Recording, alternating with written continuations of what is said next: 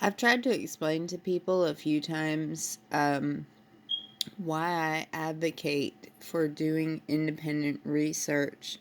And part of it is because, as an independent artist, as somebody whose family has tried to maintain coercive control over them their entire life, and somebody whose family has tried to commit, we'll say, shoo a few times against them and other members of their family. So they do like a family voting type thing. But also, like, I've watched them do it to other people. I've watched them human traffic them, shotgun marry them, force them into giving birth, domestic servitude, domestic slavery. And these are domestic abuse things. And whenever I think about, like, the convection oven that they bought and what it's doing to my hands, because they brought me back here against my will whenever I wanted to take my daughter to a place where we could possibly have a more healthy support network, because there are no intellectual property rights out here, which makes this area very dangerous for artists, but also independent artists, especially independent artists, but also people that do independent research. I tend to do those things because, as somebody who grew up outside and inside of the United States, who's traveled, who studied global economic trends, I feel like a lot of people, a lot of artists, especially artists with disabilities or artists that haven't graduated from certain places, they tend to be looked down upon without actually knowing the circumstances of the person's situation. So somebody be like, oh, this person is not a good person because XYZ. But also, whenever you think about the reasoning behind X, Y, and Z, sometimes that has a lot more to do with a person's upbringing and past traumas.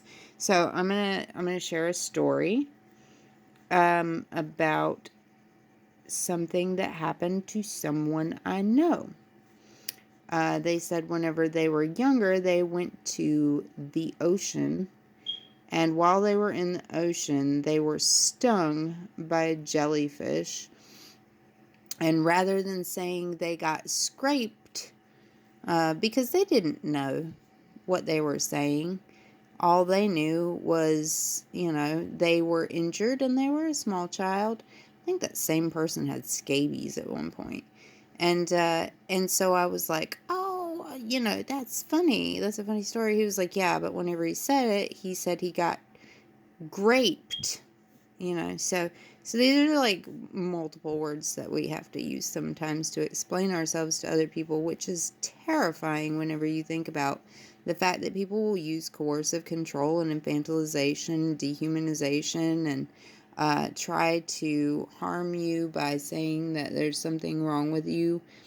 I tend to advocate for folks because I've experienced some similar things. Like growing up, I was schmexually assaulted multiple times by multiple family members. So in some countries, that's normal. Like that, they normalize that.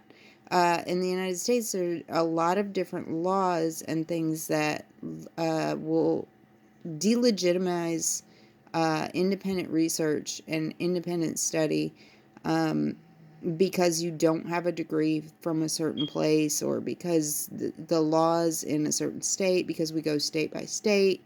And so a lot of times I will go out of my way to advocate for those who are unable to advocate for themselves, i.e., people who have passed away, people who have had no voice to advocate for themselves, animals.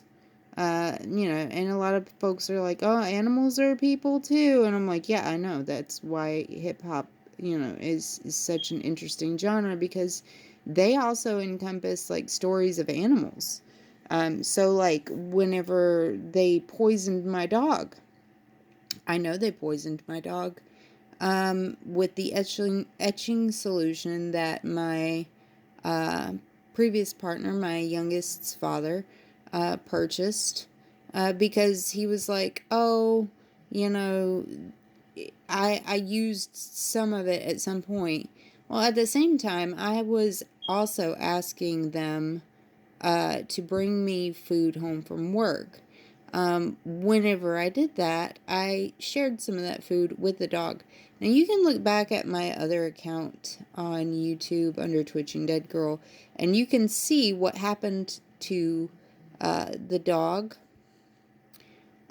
She threw up blood for an hour. I called him at work like multiple times, and I was like, "You got to do something. We got to take her to an emergency vet. She's dying. You gotta come home. You gotta help her." And this was after I was human trafficked here. Like, familial human trafficking is a big issue because they say things like, oh, if it's family, it's okay. They're just looking out for you. No, it was a coercive control tactic. They held my daughter hostage and they said, well, you want to be with your daughter, don't you? And then as soon as they got me here, they began the familial abuse, the pattern, the cycle of abuse over and over and over again. So whenever I see people end up in this area and I'm like, you very clearly do not want to be here. Who are you running from? You know, who would bring you to a place like this and why? You know, so I don't look down on them as some people would, where they're like, oh, well, they're just a whore. We beat them up and we brought them in, and you know, look at how they act and how they dress. I look at them and I'm like, why are you here? Who is following you? Who brought you here? What is happening that you would end up in a place like this? Was it coercive control or was it by choice? Because I know my situation very well, and I did not want to come back here. And then he was like, you clean it up. And the other dude was like, you take it. And the other dude was like, we don't even like you. You're the villain in this situation. And they're like, you're a danger. And I'm like, I'm... Can you imagine being through all that shit and then just being expected to be complacent and lay down and die for those same people? Can you imagine?